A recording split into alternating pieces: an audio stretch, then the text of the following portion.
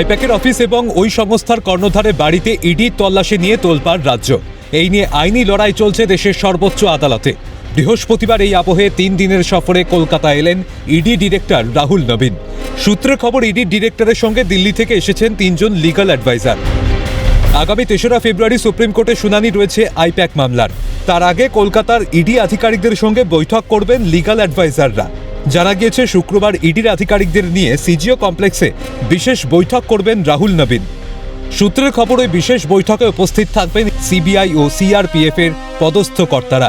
মূলত আইপ্যাকের অফিসে কি কি ঘটনা ঘটেছিল, ইডির হাতে কি কি তথ্য ও নথি রয়েছে, আইপ্যাক কাণ্ডের পর কোনো ভিডিও ফুটেজ ইডির হাতে রয়েছে কিনা, এই সমস্ত বিষয় নিয়ে বৈঠকে আলোচনা হতে পারে বলে সূত্রের খবর। পাশাপাশি নিরাপত্তা সংক্রান্ত বিষয় নিয়েও আলোচনা হতে পারে বলে সূত্রের খবর।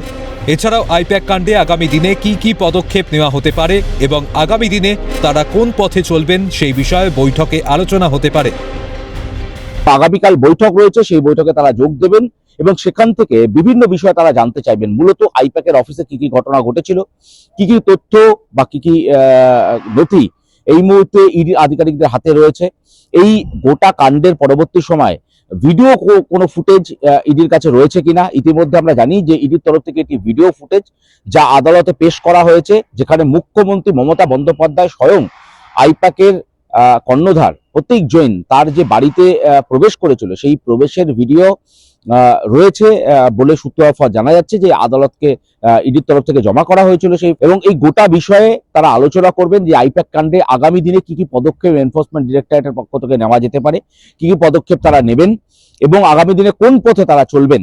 এই সমস্ত বিষয়গুলি কিন্তু এই বৈঠকে আলোচনা হতে পারে বলেই। এই বিশেষ বৈঠক থেকে ইডি আধিকারিকদের তিনি কি নির্দেশ দেন সেটাই এখন দেখার। ক্যামেরায় শুভময় দাসের সঙ্গে শুভজিৎ দে ও শান্তনু সাহার রিপোর্ট, ক্যালকাটা নিউজ।